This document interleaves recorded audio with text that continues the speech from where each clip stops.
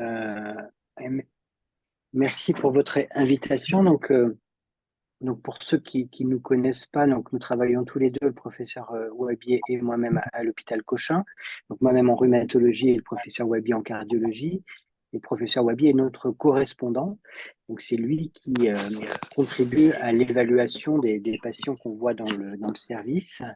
Il a même organisé depuis une année des réunions pluridisciplinaires qui rassemblent la rhumatologie, la médecine interne, la radiologie et bien sûr la cardiologie pour discuter des cas délicats pour les prises de décision plus complexes. Donc, il a une très bonne expérience de la sclérodermie systémique qui nous accompagne depuis de nombreuses années. Et on a fait différents projets cliniques, également de recherche avec lui. Donc, moi, j'ai prévu de vous présenter quelques slides qu'on va commenter ensemble et puis après, on répondra à vos questions. Alors, la première, hop, voilà, la première slide, je suis sûr qu'elle introduit à peu près toutes les conférences que vous avez, toutes les conférences médicales, thématiques que vous pouvez avoir. Mais c'est juste pour vous rappeler que cette maladie, elle a de nombreuses facettes. Mais on va pas oublier. Damit man den Tonlauf laut stellt. Merci encore une fois. On vous a Excusez-moi, demandé de professeur. couper vos micros, s'il vous plaît. Oui, excusez-moi, professeur, oui. Si tout le monde veut bien couper son micro et ne pas les rallumer lorsqu'on vous les désactive. Et cette conférence est enregistrée, elle sera disponible pour les adhérents sur le site de l'association. Alors, s'il vous plaît, ne lancez pas d'enregistrement de votre côté. Je vous remercie. Merci. Donc, c'était un faux départ. Donc, on peut recommencer. Donc, l'idée est juste de reposer la problématique de cette maladie, qui est une maladie avec de nombreuses facettes, de nombreuses composantes, et c'est l'ensemble de ces désordres cumulés qui vont donner la maladie individuelle dont les patients peuvent souffrir avec une très grande hétérogénéité, parce que je suis sûr que vous avez parfaitement noté et vous connaissez que cette maladie est caractérisée par une très grande hétérogénéité avec des patients qui peuvent avoir des formes extrêmement différentes. Et donc, dans ces composantes, il y a bien sûr un temps vasculaire de la maladie. Donc, on pourrait la résumer sous la forme du phénomène de Raynaud, mais vous savez que le phénomène de Raynaud, il ne touche pas que les artères des mains, des pieds ou du visage. Toutes les micro-artérioles du corps peuvent être perturbées avec ce système vasospastique, donc le cœur peut être touché. Bien sûr, il y a un temps immunitaire et inflammatoire. Donc là encore, le cœur, comme d'autres organes, peut être touché par cette inflammation. Et puis, la résultante de ces deux grands désordres de système biologique, c'est la spécificité de la maladie qui est la fibrose, donc le dépôt de collagène. Donc le dépôt de collagène qui, bien sûr, se fait dans la peau, dans le poumon, mais le cœur peut être aussi le siège d'une fibrose. Et donc, c'est une des caractéristiques de la maladie. Et ce signal fibrosant en fait la spécificité par rapport à d'autres maladies auto-immunes. Alors, très rapidement, pour rester sur les données générales de la sclérodermie, c'est très difficile de définir le pourcentage de patients touchés par une atteinte cardiaque parce que là encore, l'atteinte cardiaque peut être très hétérogène entre une perfusion du cœur qui est un petit peu perturbée ou parfois une authentique fibrose du cœur qui fait qu'il se contracte moins bien. Et évidemment, ce n'est pas du tout les mêmes conséquences et la même problématique. Or, dans les deux cas, il s'agit d'une atteinte cardiaque. Mais on peut dire qu'environ peut-être 10% des cas de malades avec sclérodermie systémique peut avoir une atteinte cardiaque qui conduise à des symptômes. Et donc, c'est une complication qui n'est pas rare, mais encore une fois, qui est très hétérogène. Et si on doit essayer de se concentrer sur les malades qui seraient le plus à risque d'avoir une atteinte cardiaque, on sait par les études d'histoire naturelle de la maladie que c'est surtout lorsqu'on a une grande fibrose de la peau, donc la forme cutanée diffuse, qu'on est un peu plus à risque d'avoir une fibrose du cœur également. Et puis, il y a une autre caractéristique qui peut influer sur le risque d'avoir une atteinte cardiaque, c'est le fait d'avoir une inflammation musculaire, une myosite, donc une inflammation des muscles périphériques. Pourquoi? Parce que le myocarde, c'est également un muscle. Et donc, si on a une myosite des muscles périphériques, on peut avoir également une myocardite, une inflammation des muscles cardiaques. Donc, deux situations où on va redouter un peu plus une atteinte cardiaque, c'est lorsque la fibrose de la peau est très étendue, notamment dans la phase précoce et évolutive, ou lorsque le muscle est touché. Alors, pour commencer à entrer dans la discussion cardiologique, je vous ai mis ici un certain nombre des symptômes qui peuvent faire penser à une atteinte cardiaque. Vous voyez qu'il y en a essentiellement deux. Le premier, c'est l'essoufflement, et le deuxième, ce sont les douleurs thoraciques. Alors, vous voyez quelques situations cliniques qui peuvent susciter ces manifestations cliniques. Donc, essoufflement d'un côté, difficulté respiratoire, parce que ça peut être le poumon, mais ça peut être le cœur également, et gêne thoracique en raison de la localisation anatomique. Karim, est-ce que tu as des choses à rajouter? Est-ce que tu vois des choses parfois peut-être plus spécifiques ou plus difficiles à analyser dans la sclérodermie systémique? On sait que les symptômes, c'est plutôt des signes d'atteinte un peu avancée, une atteinte cardiaque. Est-ce que tu as des choses à commenter par rapport à la symptomatologie clinique? Oui, effectivement, comme tu l'as dit, l'essoufflement, c'est vraiment le principal symptôme qui doit faire évoquer la présence d'une C'est pas en atteinte. français. Attends. Donc, je pense que vous avez beaucoup de patients ont accès à des séances d'éducation thérapeutique. Souvent, il y a des modules sur Là. l'essoufflement pour vous permettre de bien analyser, de bien Et l'exprimer, on me parce voit, c'est que normal, tu vois. je pense que ça serait bien que tout le monde coupe ses micros, ce serait plus facile. Donc, essoufflement, douleur thoracique et puis palpitation. Alors, si on revient à ce que nous discutions au début, je voulais rappeler sur cette plaque qu'il peut y avoir des problèmes cardiaques directement en relation avec la sclérodermie systémique. Je l'ai déjà évoqué tout à l'heure. Donc, la maladie par elle-même peut toucher le cœur par les vaisseaux, par l'inflammation, par ce processus de fibrose. Donc, c'est ce qu'on va appeler une atteinte cardiaque primitive, directement en relation avec la maladie, mais je voulais insister sur ce point, et je pense, Karim, tu pourras peut-être élaborer un petit peu plus.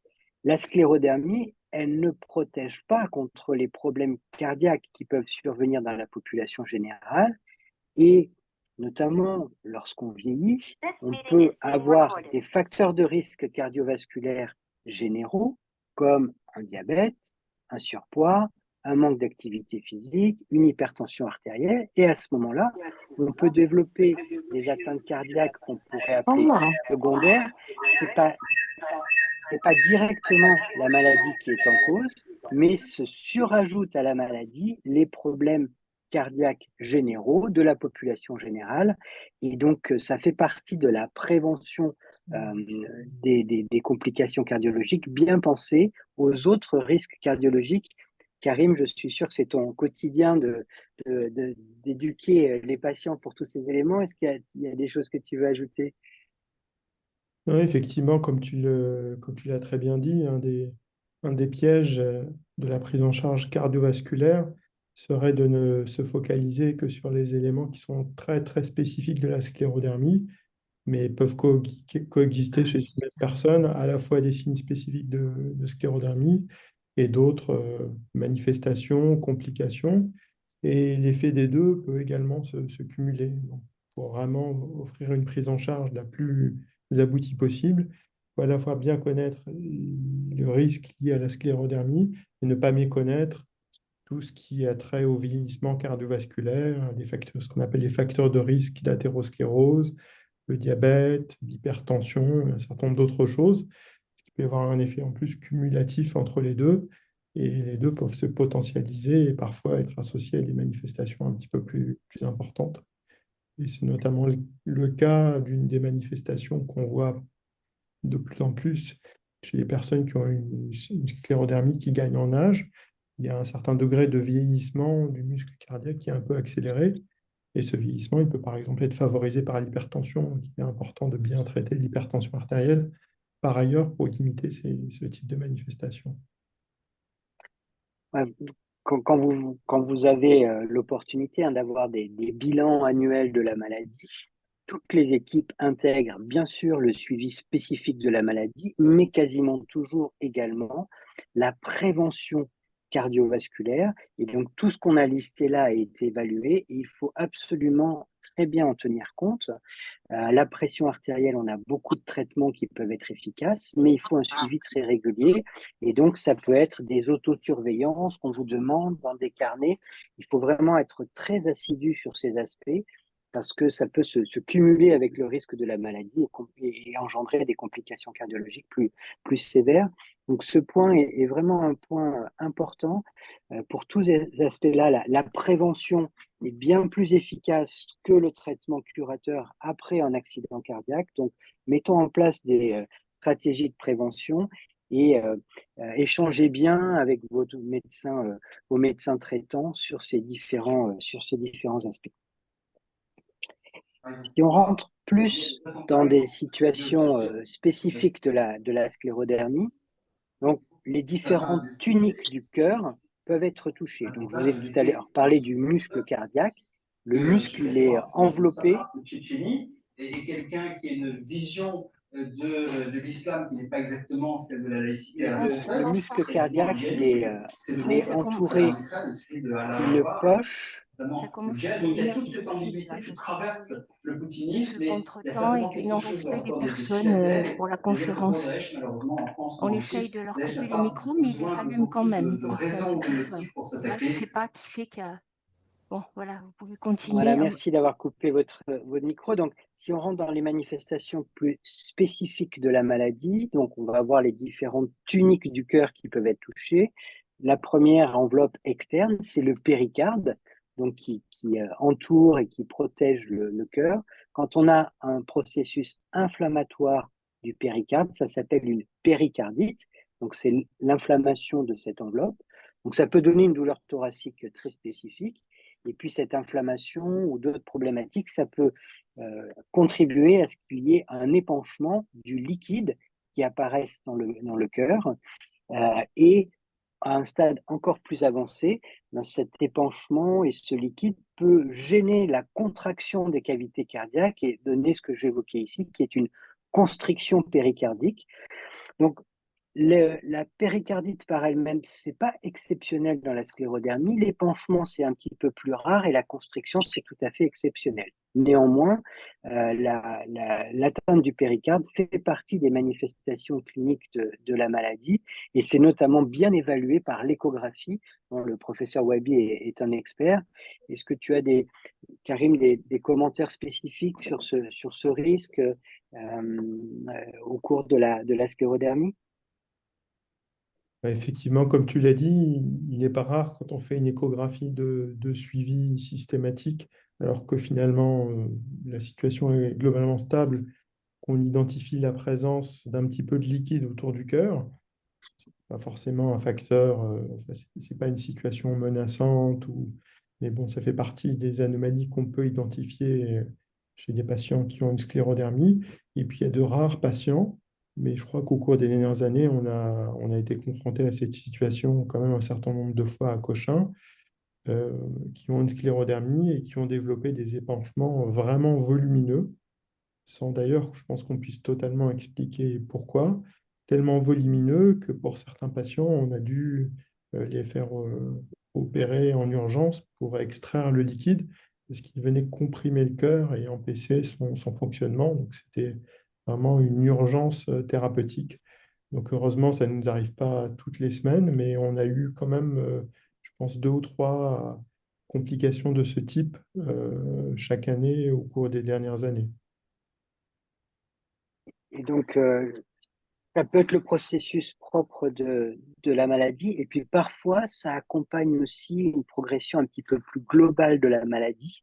La péricardite, elle peut accompagner une crise rénale sclérodermique, elle peut accompagner une hypertension artérielle pulmonaire. Donc, si la péricardite est récidivante et vraiment significative, ça peut être un indicateur que la maladie globalement va pas bien. Donc c'est vraiment à prendre en compte.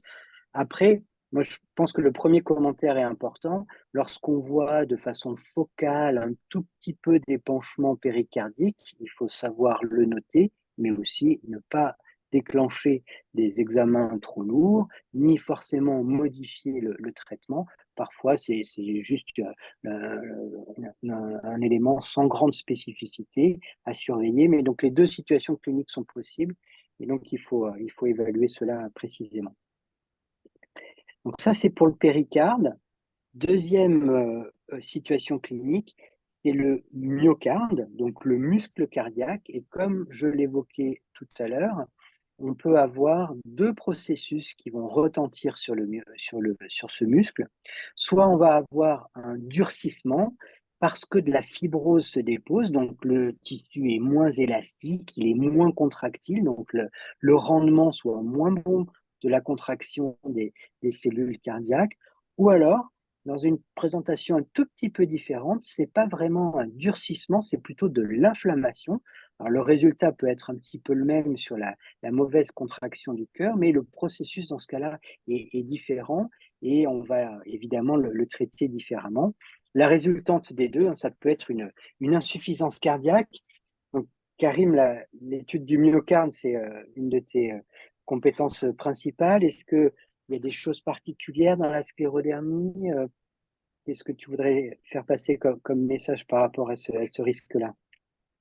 Oui, effectivement, il peut y avoir une atteinte du muscle cardiaque, soit liée à la fibrose, soit à l'inflammation, soit aux deux, qui est une des principales causes des symptômes qu'on évoquait tout à l'heure, et possiblement de l'essoufflement, et que l'on peut identifier soit indirectement en échographie, soit de manière plus spécifique en IRM. L'IRM est un outil vraiment précieux quand on veut rentrer dans le détail de la compréhension des mécanismes qui vont toucher le muscle cardiaque.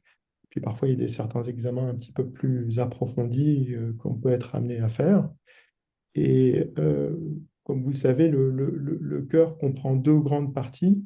Il y a la partie gauche et la partie droite. La partie droite du cœur, notamment le ventricule droit, est une structure qui est souvent atteinte dans la sclérodermie. Et une des spécificités de cette maladie, il n'y a pas tant de maladies que ça qui peuvent être associées des manifestations de ce type. Et là, les atteintes de la partie droite du cœur peuvent se traduire parfois par un essoufflement, ou parfois, comme l'évoquait Yannick dans une des premières diapositives, par des œdèmes qui peuvent débuter parfois au niveau des jambes, ou qui peuvent parfois s'étendre même au-delà. Et l'objectif est vraiment, avec les évaluations répétées en échographie, de dépister le plus tôt possible ce type de complications, parce que plus on intervient tôt, plus on a de chances d'essayer de contrôler ces processus et empêcher qu'ils s'aggravent au fil du temps. Ouais, mais je pense que ce point, il est important à partager avec vous, c'est que l'atteinte cardiaque, elle peut être globale, elle peut être sur le cœur gauche de façon prédominante, ou comme l'a dit Karim, sur le cœur droit, prédominante sur le cœur droit, ce qui est quand même un peu atypique pour vous, hein, en cardiologie générale. C'est quand même le cœur gauche que vous évaluez le plus souvent et qui est le plus souvent malade. Dans la sclérodermie, on peut avoir ces trois configurations: atteinte globale, prédominance à gauche, prédominance à droite. Est-ce qu'il y a d'autres maladies comme ça, ou c'est une des spécificités, ou est-ce que c'est bien connu des cardiologues, ou qu'est-ce que tu en penses? Effectivement, c'est un aspect qui est quand même assez spécifique, mais même si on peut voir globalement une atteinte d'un côté ou de l'autre du cœur dans beaucoup de pathologies, le fait que la balance penche vraiment à droite, c'est quand même un élément spécifique de la sclérodermie. Et puis, il y a aussi un point, je pense qu'il est important de relever, le fait que finalement, au fil des années, dans des centres de référence comme celui que coordonne Yannick, où beaucoup de patients sont suivis. Les médecins gagnent en expérience et voient aussi les maladies évoluer au fil du temps.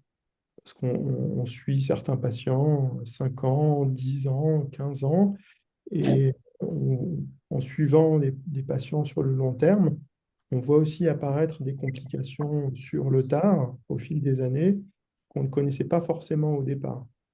Et il y a beaucoup de maladies chroniques comme ça, dont le profil a changé au fil du temps, parce qu'on suit les patients depuis plus longtemps, parce que tous les traitements qu'on a pu mettre en œuvre ont permis aux patients de vivre plus longtemps.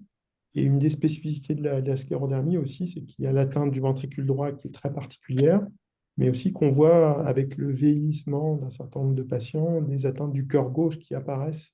Et c'est un problème dont on ne parlait pas beaucoup il y a, tu me diras si je me trompe, hein, tu me corrigeras si je me trompe, Yannick, dont on parlait peu il y a 10-15 ans. On parlait beaucoup de l'hypertension pulmonaire, tu as abordé. Et ce phénomène de vieillissement de la partie gauche du cœur, je pense, va être quelque chose qui émerge et qui va quand même être qui est de plus en plus au premier plan dans la prise en charge des patients.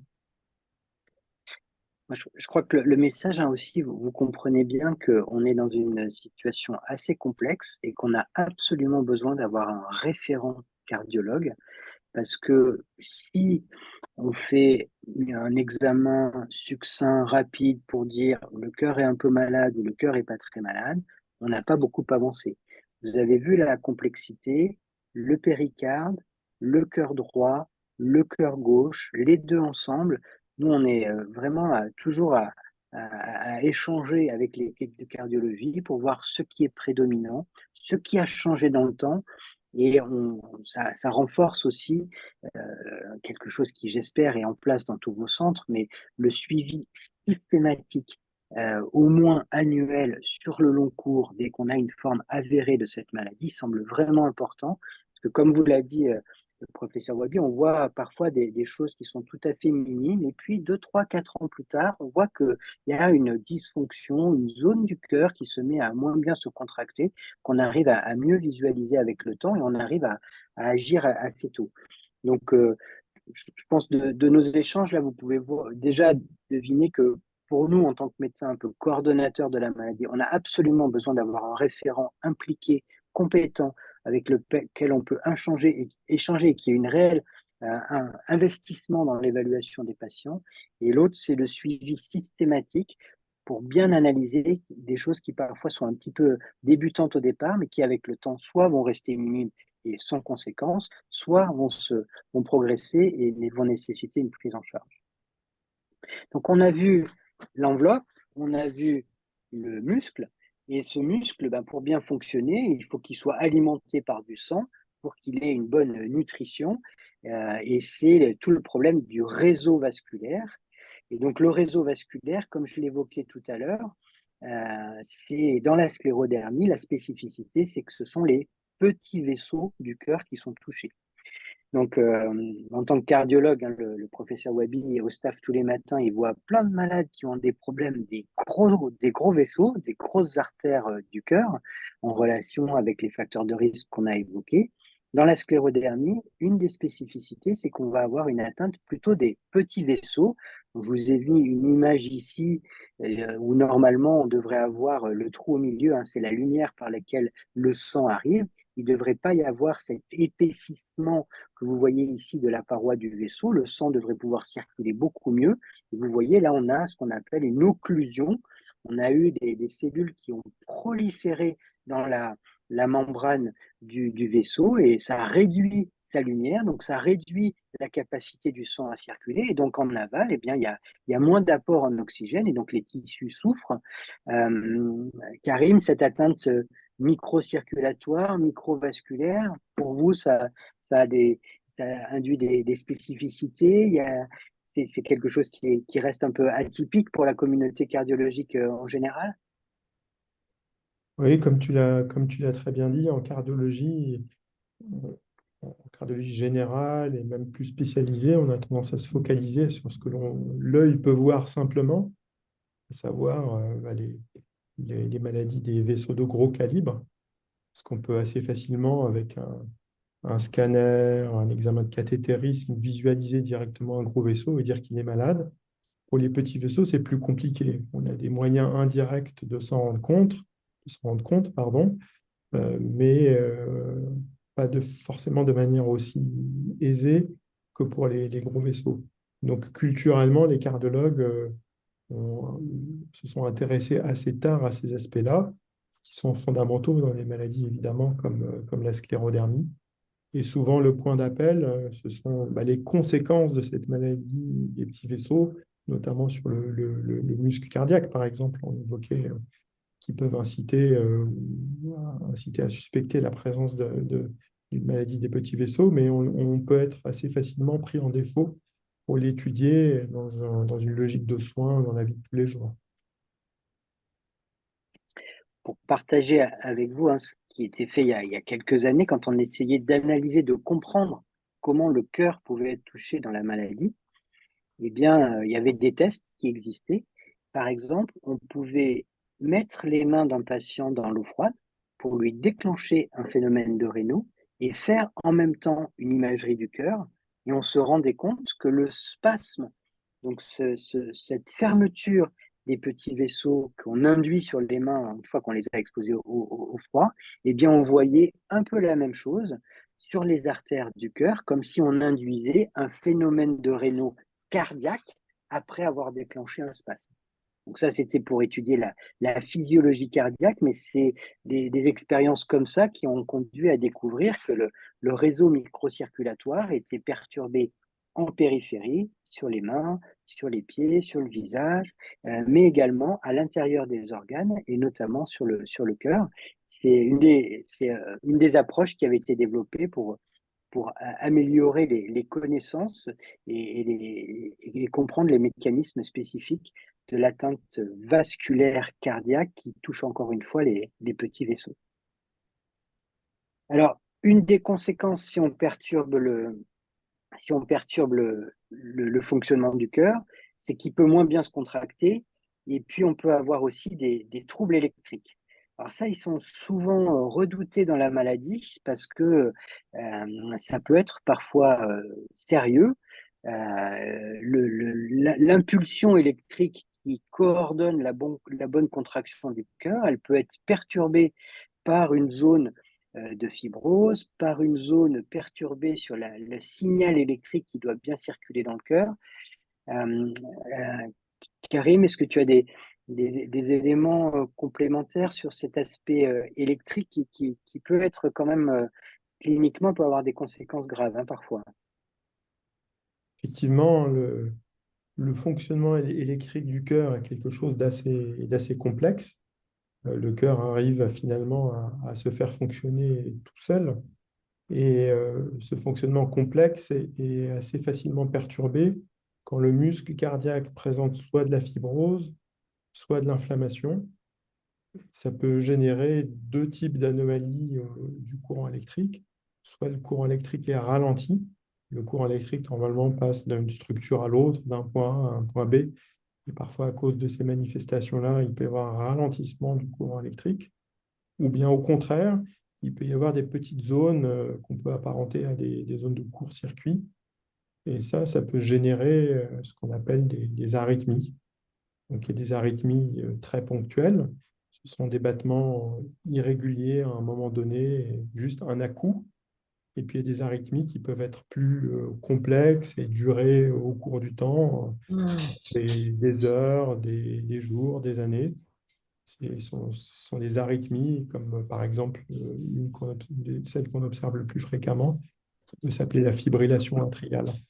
Donc, le point de départ, ce sont le plus souvent vraiment l'atteinte du muscle cardiaque et sa conséquence qui peut être ces arythmies. Et là, les symptômes que l'on peut observer peuvent être soit des palpitations, donc c'est l'impression de sentir son cœur qui bat de manière anormale, de manière irrégulière, avec des à-coups, comme je l'ai mentionné, ou bien dans les formes plus sévères d'arythmie, il peut y avoir parfois des malaises, des pertes de connaissance, des syncopes. Et là, ça doit être vraiment un motif de consultation rare, mais souvent, on est face à des complications qui peuvent être sévères peut justifier une prise en charge vraiment urgente. Et donc là encore, on va être dans le dépistage. Pour les anomalies électriques, on va faire des électrocardiogrammes. Alors, l'électrocardiogramme, sa limite, c'est que c'est fait à un temps T. Et donc, évidemment, en période de crise, de perte de connaissance ou de palpitation, il va être rentable. Parfois, on peut le faire à un moment où il n'y a plus d'anomalies, et donc on peut être faussement orienté par un électrocardiogramme normal. Mais vous savez que si le patient nous décrit des palpitations très significatives, ou si jamais il a eu des périodes de perte de connaissance, on fait ce qu'on appelle le Holter des 24 heures, où là, cette fois, on va enregistrer le rythme cardiaque sur 24 heures.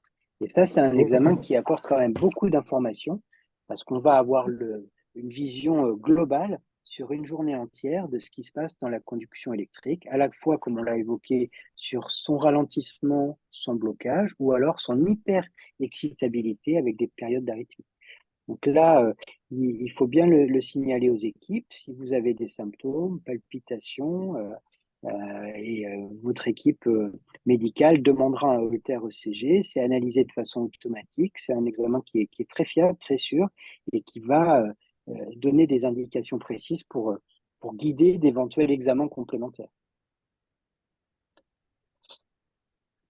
En plus de ces examens, donc on va dire des examens plutôt structuraux, on a des examens sanguins. Peut-être qu'on peut insister un petit peu là-dessus, Karim, parce que je pense qu'avec le temps, dans votre spécialité, vous avez validé la pertinence d'examens sanguins, et c'est des examens donc qu'on peut répéter dans le temps, pour lesquels on peut voir une cinétique de changement, et c'est des examens qui, je pense, sont quand même très informatifs pour nous dire que quelque chose ne va pas. La prise de sang ne va pas forcément nous dire c'est une arythmie, c'est une insuffisance cardiaque ou c'est une hypertension pulmonaire, mais la prise de sang, elle va nous dire il y a quelque chose d'anormal dans le cœur, il faut déclencher des examens complémentaires. Vous utilisez beaucoup Effectivement, ces biomarqueurs. oui, effectivement, on essaye dans les stratégies de diagnostic et de prévention d'avoir des marqueurs qui permettent d'identifier les situations potentiellement à risque qui peuvent justifier un bilan complémentaire plus approfondi.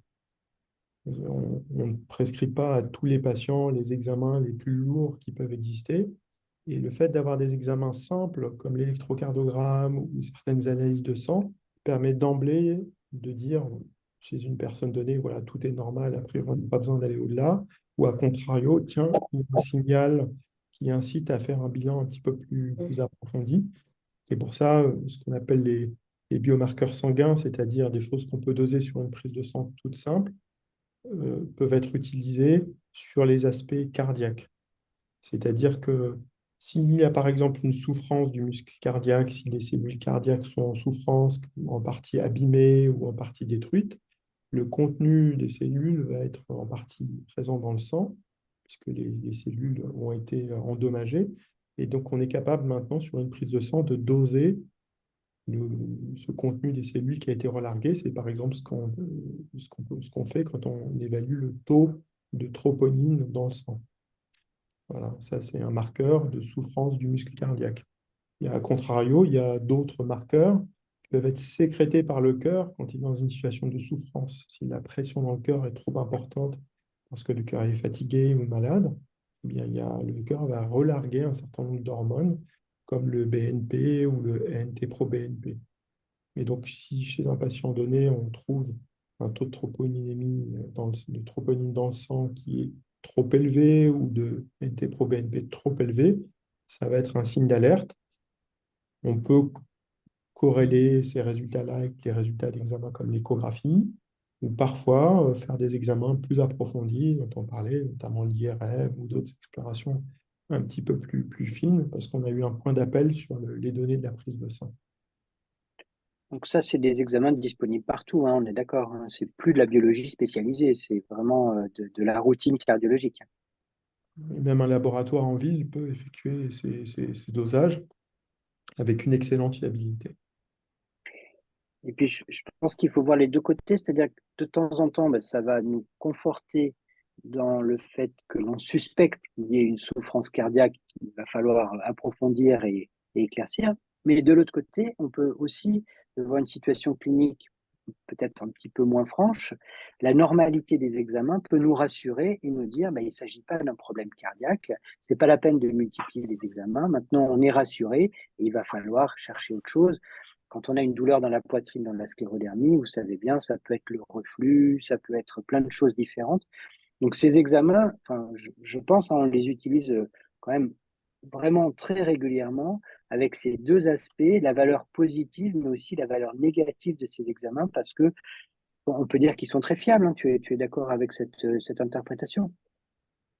Effectivement, les dosages dont on dispose maintenant sont tellement fins, tellement sensibles, que si ces marqueurs restent à un niveau normal, on peut avoir la quasi-certitude qu'il n'y a pas de signe de souffrance cardiaque, à la fois effectivement quand il y a une douleur dans la poitrine, mais aussi quand il y a un essoufflement. C'est vrai que dans la sclérodermie, quand il y a un essoufflement, on est toujours dans la discussion, quelle est la part cardiaque, quelle est la part pulmonaire, il peut y avoir d'autres causes. Et si on a certains dosages de marqueurs qui sont strictement normaux, dans un certain nombre de situations très concrètes, on peut être assez vite rassuré et puis s'orienter plus vers un bilan orienté vers une atteinte pulmonaire ou d'autres anomalies. Et on pourrait même ajouter que parfois ça devient un objectif thérapeutique, c'est-à-dire quand ils sont tellement précis que si on a identifié qu'on a un traitement à donner, on peut en partie suivre ce traitement, bien sûr sur les signes cliniques, mais aussi sur ces marqueurs. Ça peut être un objectif de voir la baisse des marqueurs avec le traitement qu'on a mis en place.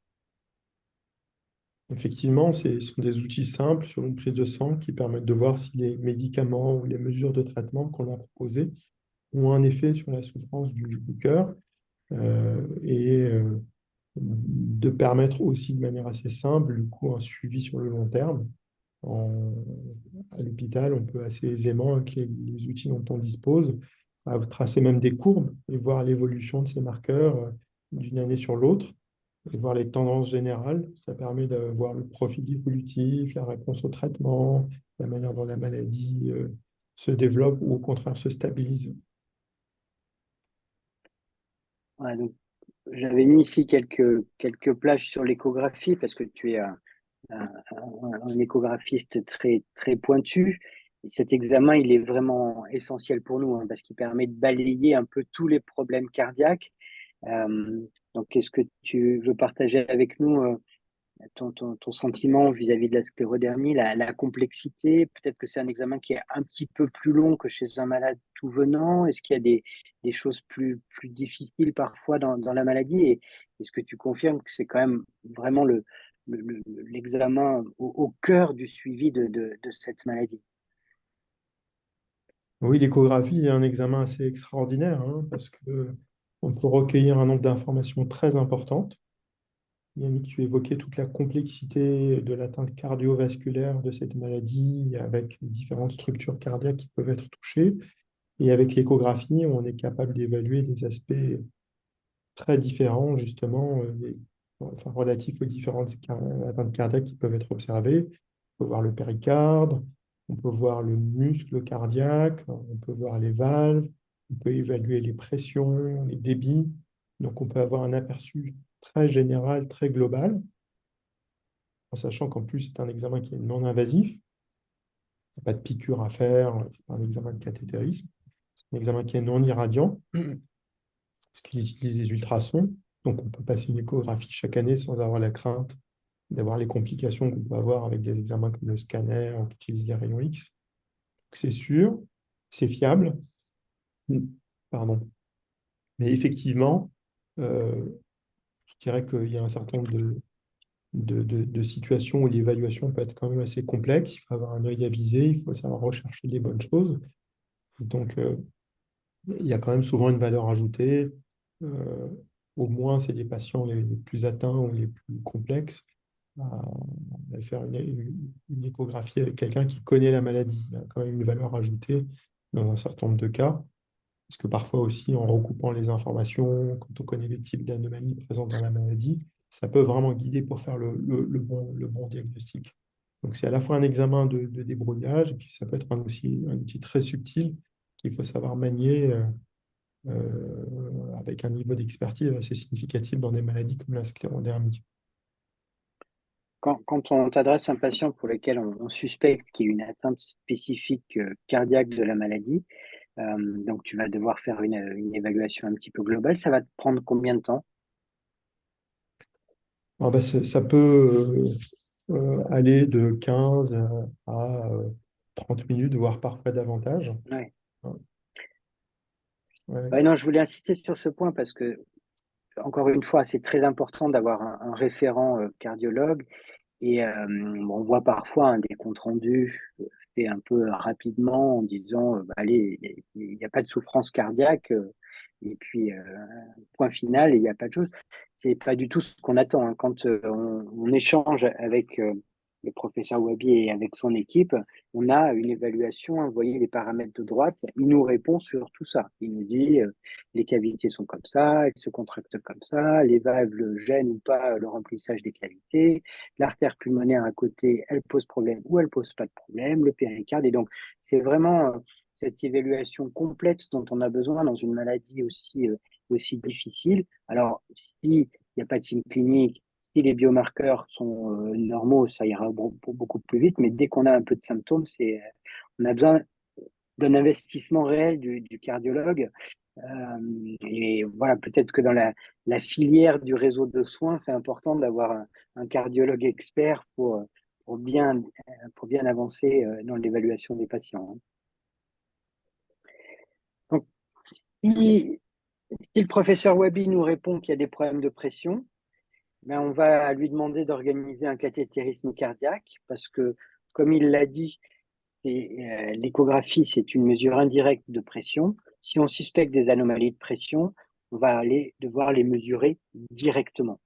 Donc ça, c'est un autre élément, hein, c'est le problème d'hypertension pulmonaire qui peut être d'origine cardiaque, qui peut être d'origine pulmonaire sur les vaisseaux pulmonaires, mais on a régulièrement des discussions où l'échographie fait suspecter de façon réelle un problème de modification de pression. Et à ce moment-là, on va devoir faire un cathétérisme cardiaque. Bon, c'est peut-être pas là ce soir l'objectif, mais en dehors de l'échographie cardiaque, l'examen qui se développe beaucoup, et peut-être que Karine, tu auras des commentaires à faire, c'est l'IRM cardiaque, parce que c'est un examen qui est absolument, je pense, très, très, très riche, très informatif pour vous, mais je crois qu'il est aussi complexe à interpréter, et pour prendre des décisions en fonction de l'IRM, il faut avoir une analyse très fine et multifactorielle. Oui, tout à fait. Alors, l'IRM, c'est effectivement un examen qui apporte beaucoup d'informations. Alors, il ne faut pas oublier le fait que on a la chance ici à Cochin d'être bien doté en IRM. La plupart des centres dans les hôpitaux universitaires ont des IRM, mais malgré tout, l'IRM est un examen pour lequel on a des capacités d'accueil qui sont inférieures à l'échographie. C'est-à-dire qu'on essaye de proposer vraiment une échographie chaque année de manière répétée. Pour les IRM, ça reste malgré tout un petit peu plus compliqué.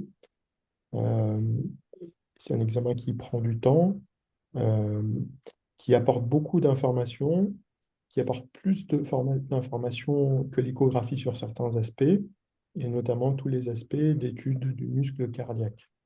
Sur l'évaluation des pressions, des débits, euh, l'échographie, je pense, fait encore dans beaucoup de situations mieux.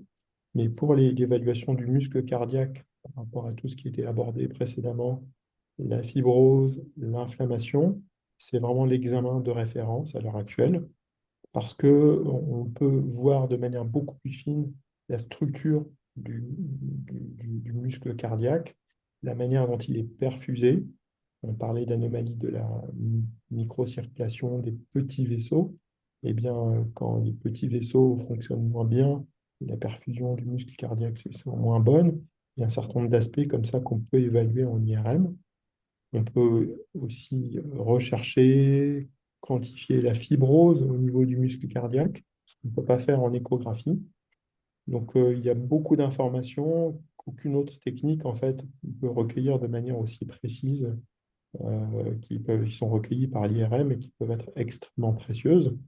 Ce n'est pas un examen qu'on va utiliser chaque année pour un patient donné, et c'est un examen qu'on va proposer à un moment donné, le plus souvent quand même chez des patients complexes pour lesquels les examens de première ligne, que sont le CG, l'échographie, les biomarqueurs, sont perturbés.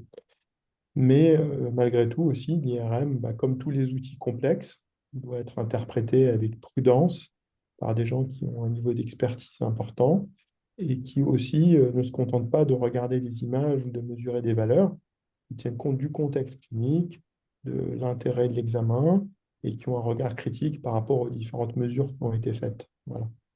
Et donc, c'est le partenariat qu'on a essayé de développer aussi avec nos collègues en imagerie cardiaque à Cochin, le professeur Lanor a évoqué tout à l'heure les staffs, les discussions qu'on peut avoir en RCP. Et fréquemment, enfin le plus souvent, on essaye d'avoir, quand on discute entre médecins, aussi des radiologues pour revoir des examens avec eux. C'est à la fois enrichissant pour nous, puisque voir des images avec le radiologue qui a fait l'examen, c'est une vraie valeur ajoutée. Et nous aussi, en expliquant le contexte, en relativisant un certain nombre de choses, on apporte quelque chose au radiologue dans son interprétation des images.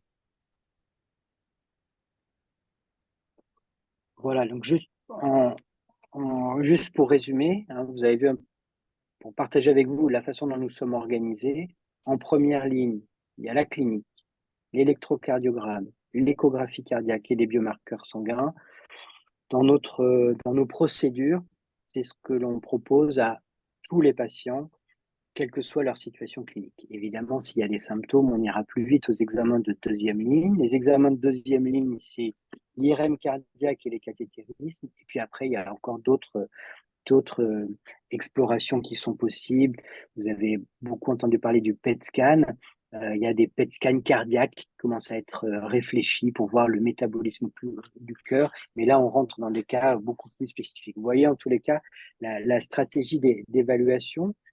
Donc, voilà, moi, j'avais cette slide, je la partagerai avec vous, je vous l'enverrai. C'était un résumé de tout ce qu'on vient de dire. Et peut-être qu'on peut passer au temps des questions. Là, il nous reste à peu près 15 minutes. Hop.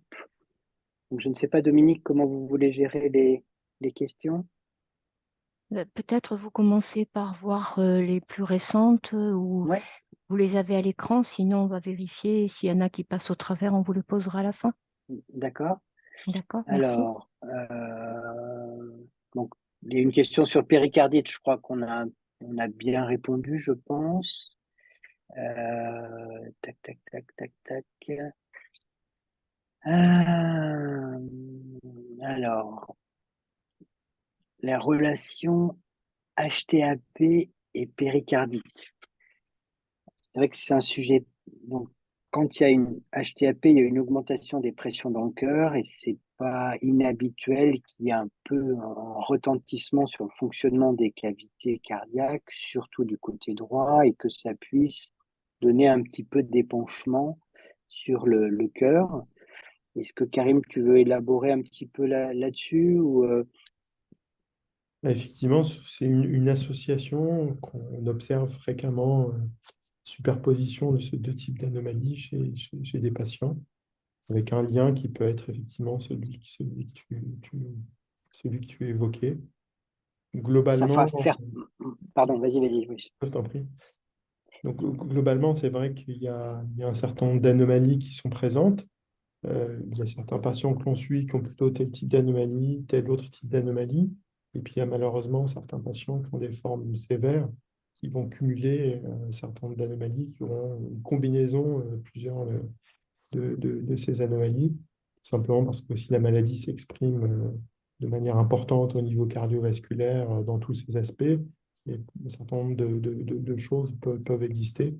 C'est vrai que chez des patients qui ont une hypertension pulmonaire importante, il n'est pas rare d'avoir en plus un épanchement péricardique et ou d'autres anomalies qui coexistent. Ça va faire partie des critères de suivi de la rémission, stabilité de la maladie. Il y a une autre question qu'on n'a peut-être pas suffisamment abordée. Là, Karim, je pense qu'elle est directement pour toi. C'est la situation des extrasystoles. Comment on les mesure et quand est-ce qu'on s'inquiète face à des extrasystoles? Les extrasystoles, l'outil privilégié pour les évaluer, effectivement le Holter ECG de 24 heures ou parfois plus prolongé. Parce qu'effectivement, quand on fait un électrocardiogramme, on a un tracé qui dure de quelques secondes à quelques minutes, mais on a peu d'informations. Le Holter ECG, avec un enregistrement de 24 heures ou parfois d'une durée supérieure, permet vraiment d'évaluer les choses. Donc, il y a différents aspects dont on tient compte pour voir si les extrasystoles sont sévères ou pas. Il y a d'abord ce qu'on peut considérer comme étant le terrain, c'est-à-dire une extrasystole, alors que tous les autres examens sont normaux et généralement bénignes. Extrasystole qui survient sur un cœur vraiment fatigué, avec des anomalies importantes en IRM, doit être incité à être un petit peu plus vigilant. Donc ça, c'est le contexte dans lequel elle survient. Et puis après, les caractéristiques de l'extrasystole en elle-même. Donc là, c'est un peu plus de la technique de cardiologue. On voit son aspect, on voit leur nombre. Plus elles sont nombreuses, plus il faut être vigilant.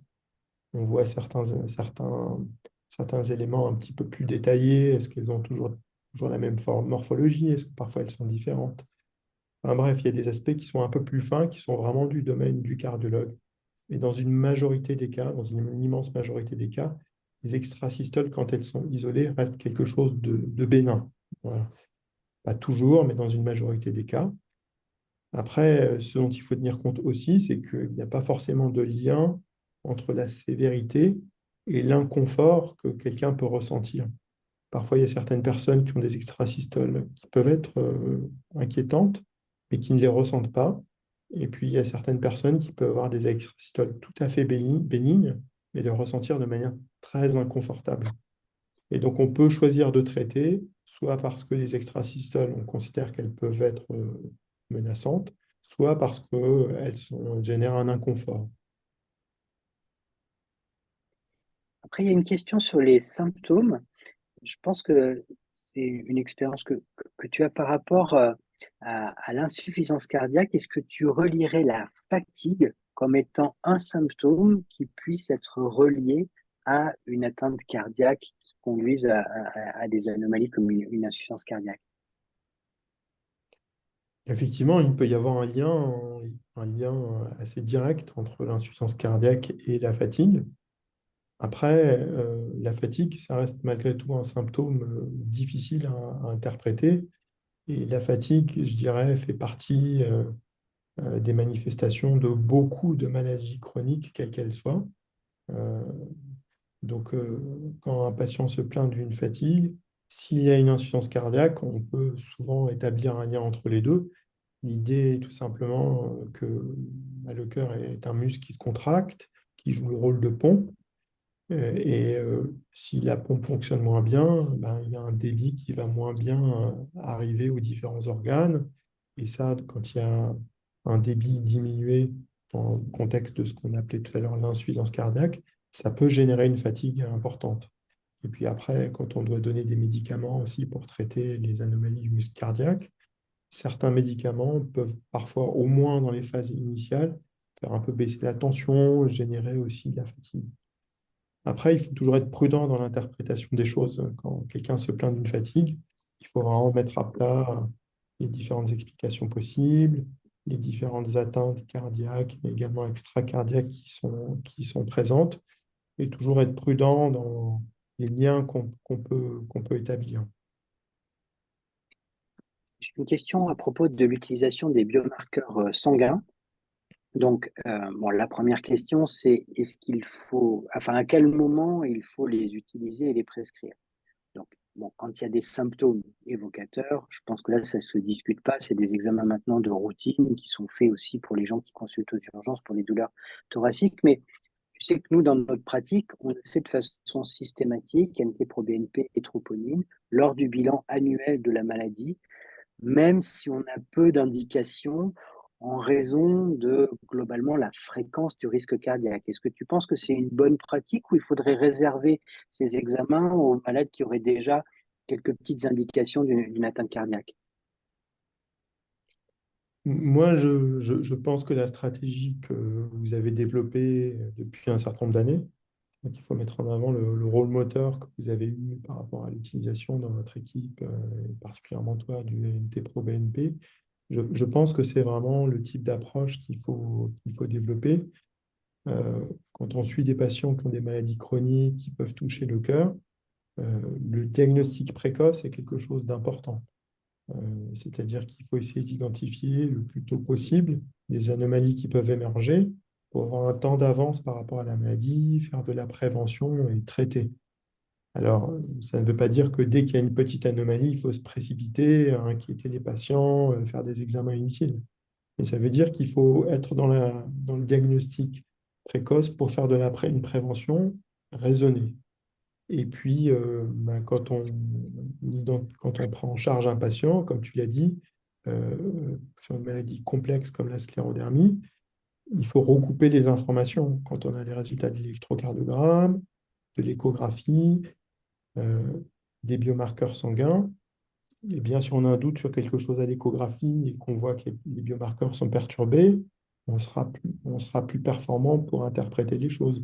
Donc, recouper les informations, comme ça, permet aussi d'être plus performant justement dans la détection précoce. Et pour ça, les biomarqueurs sont vraiment utiles et une place vraiment importante. Allez, une autre question d'expertise pour toi qui a fait beaucoup d'échographies. Un patient qui participe à la réunion ce soir a eu un remplacement valvulaire aortique en raison de calcification de cette valve. Est-ce que tu penses que c'est en relation avec la sclérodermie ou que c'est indépendant? Alors effectivement, je vous rappelle que dans le cœur, vous avez la partie gauche, la partie droite. Au niveau de la partie gauche, vous avez la valve aortique qui est entre le ventricule gauche et l'aorte, qui s'ouvre, qui se ferme. Et la valve aortique, les atteintes de la valve aortique ne faisaient pas classiquement partie des manifestations de la sclérodermie. Et ça rejoint, je pense, c'est l'interprétation que j'en fais, ce que l'on disait par rapport au fait que les maladies chroniques peuvent évoluer au fil du temps. Et je pense qu'on a vu émerger malgré tout chez un certain nombre des patients suivis dans ton centre, cette manifestation-là, de manière plus fréquente qu'on aurait pu l'attendre en population générale. Et on a maintenant un nombre assez significatif de patients avec une sclérodermie, chez qui on a identifié un vieillissement des valves, vieillissement responsable de rétrécissement, c'est-à-dire de valves qui s'ouvrent insuffisamment, et dans un certain nombre de cas, avec une nécessité, quand ce rétrécissement est serré, de proposer un traitement, soit chirurgical, remplacement de la valve par une bioprothèse, soit ce qu'on appelle par cathétérisme, où on est capable maintenant d'implanter en passant par les vaisseaux une valve sans opérer. Et le fait quand même qu'un nombre vraiment significatif de patients suivis chez vous et présenter ces complications indique, je pense, assez clairement ce qui fait probablement partie des nouvelles manifestations tardives de la sclérodermie. Quelqu'un pose la question, est-ce qu'on peut faire plusieurs fois des IRM dans l'année? Donc ça, il n'y a pas de problème. Moi, en tant que rhumatologue, je demande aussi beaucoup d'IRM pour d'autres tissus et d'autres organes à analyser. Donc, il n'y a pas de problème. C'est un examen qui peut être répété. Après, il y a une première question à laquelle moi, je voudrais répondre et puis une sur laquelle on va peut-être échanger. Il y a une question qui est, est-ce que traiter le phénomène de Raynaud et la maladie l'aspect vasculaire de la maladie peut avoir une influence sur son éventuelle atteinte cardiaque? Alors, c'est une excellente question, hein. C'est une question qui est très difficile et qui anime beaucoup la communauté qui s'intéresse à la sclérodermie. Je pense qu'on a maintenant pas mal de preuves un peu indirectes parce que presque tout le monde a un phénomène de Raynaud. Tout le monde prend un traitement pour le Raynaud. Ça marche plus ou moins bien, les traitements sont plus ou moins agressifs, l'hiver, l'été, mais je crois, et on a écrit plusieurs éditoriaux sur le thème, qu'on peut résumer la situation en disant que moins on aura de phénomènes de Raynaud, moins on aura de ces troubles vasospastiques généralisés, moins on aura de complications de sclérodermie.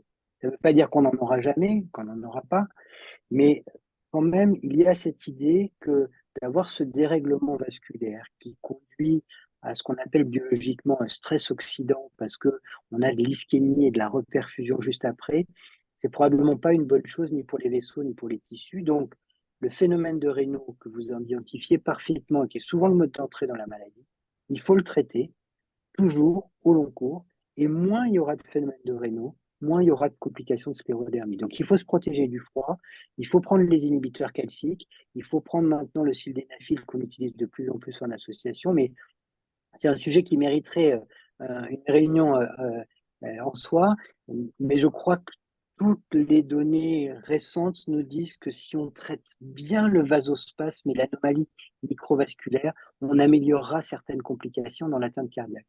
Et après, le dernier sujet, il est 20 heures, c'est sport et maladies cardiaques. Je pense que c'est un sujet qui est extrêmement intéressant et je pense que quelque part, vous savez, on a connu une grande crise sanitaire qui a ébranlé beaucoup de gens, beaucoup d'organisations, beaucoup de convictions.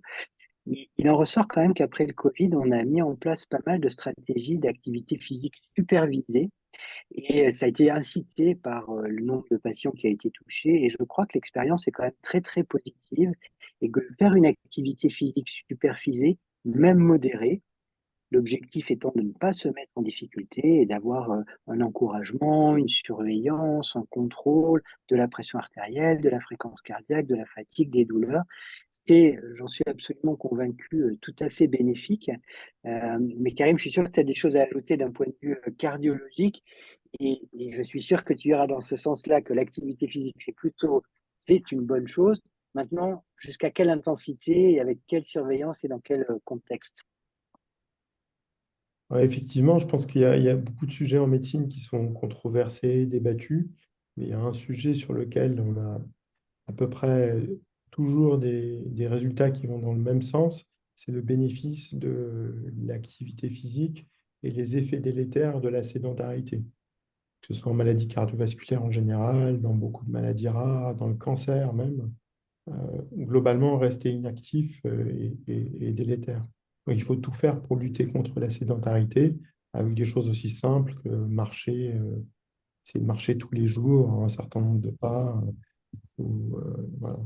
Après, effectivement, euh, l'activité physique intense, le sport, les activités sportives intenses peuvent parfois poser problème dans les maladies à risque cardiaque, parce qu'on a la crainte que, à l'occasion d'un effort physique soutenu, il y ait une complication cardiaque. On parlait des arythmies, on parlait d'un certain nombre de choses. Donc, je crois qu'il faut de toute façon simplement, avant de décider faire du sport, surtout de reprendre du sport après une période d'inactivité, ou quand on a un problème cardiaque connu et qu'on veut faire du sport, il faut avoir l'avis d'un cardiologue euh, qui connaît quand même un petit peu la maladie et qui peut, en fonction du résultat des examens, de l'échographie, du reste, ce qu'il est raisonnable de faire et ce qu'il est déraisonnable de faire. Et il faut se fixer des objectifs réalistes, mais dans une immense majorité des cas, en dehors des patients qui ont des formes vraiment très, très avancées, un peu d'activité sportive encadrée au départ, ou en tout cas avec une indication et un cadre qui est posé et bénéfique. Une question, peut-être encore une question précise, parce que c'est un échange qu'on a eu assez régulièrement. En cas de situation de trouble du rythme, qui pourrait être pris en charge par un médicament qui s'appelle les bêta-bloquants, on sait que les bêta-bloquants peuvent favoriser un peu le phénomène de Raynaud, mais d'un autre côté, ils sont relativement efficaces sur certains troubles du rythme. On a partagé un certain nombre de situations cliniques comme ça, et pour répondre aux patients qui posent la question, on a régulièrement autorisé l'utilisation de bêta-bloquants malgré la sclérodermie, malgré un phénomène de Raynaud, quitte à renforcer un petit peu le traitement du phénomène de Raynaud, mais entre le bénéfice à mieux contrôler les troubles du rythme et un risque théorique et un peu minime d'aggraver légèrement le phénomène de Raynaud, on a plusieurs fois pris la décision d'utiliser un bêta-bloquant. Hein. Tu es d'accord avec cette possibilité, évidemment au cas par cas, avec une surveillance précise, mais nous l'avons fait à plusieurs reprises. Effectivement, et dans une immense majorité des cas, en faisant attention, en étant vigilant, ça s'est bien passé. En augmentant petit à petit les doses, il faut faire attention. Voilà, il est 20h04. en regardant précisément le chat, donc je vois il y a une question sur les EFR. Non, les EFR, c'est vraiment la capacité pulmonaire, hein, c'est vraiment autre chose que le cœur. Il y avait des questions sur la fibrose pulmonaire et le cœur, donc ce sont deux situations différentes, mais bien entendu, si jamais on a une insuffisance respiratoire, on va solliciter plus son cœur et on est un petit peu plus à risque de faire des problèmes cardiaques parce que le cœur, il va devoir s'adapter à une situation où les échanges gazeux se font pas bien. Mais voilà, il y avait une question sur l'HTAP, mais là, c'est un autre sujet très spécifique, hein. Nous, on voulait vraiment s'intéresser à l'aspect cardiologique de la maladie. Et je crois qu'on a répondu à la la majeure partie des questions. S'il y en a d'autres, je pense que l'équipe de l'ASF pourra les colliger, nous les faire passer, on pourra essayer d'y répondre. Voilà, bah, écoutez, je vous remercie beaucoup. Je remercie beaucoup le professeur Wabi d'avoir pris du temps pour être avec nous ce soir et puis pour les échanges riches et fructueux qu'on a pour la prise en charge de nos patients. Et on a vraiment besoin d'un référent. Donc, Karim, merci beaucoup pour d'être avec nous ce soir et puis pour tous les échanges qu'on peut avoir sur la maladie. Merci beaucoup Thalie. pour cette invitation. Merci, merci professeur Alanor, merci professeur Wabi. Merci beaucoup. Donc je reprends un peu le relais parce que Dominique n'a pas pu rester malheureusement. Donc déjà un grand merci à vous deux d'avoir accepté de faire cette webconférence dans des conditions qui n'étaient pas toujours au top, puisque nous avons eu un petit peu des cas d'indiscipline, et puis donc d'avoir bien répondu à nos questions. S'il y a d'autres questions qui n'ont pas eu de réponse, ben nous vous invitons à nous les remettre sur la boîte mail de l'association et nous ferons remonter les questions. Voilà, je vous remercie. Bonne soirée à tous. Et cette conférence sera bientôt disponible sur le site. Bonne Bonsoir. soirée, merci beaucoup. Bonsoir et merci beaucoup.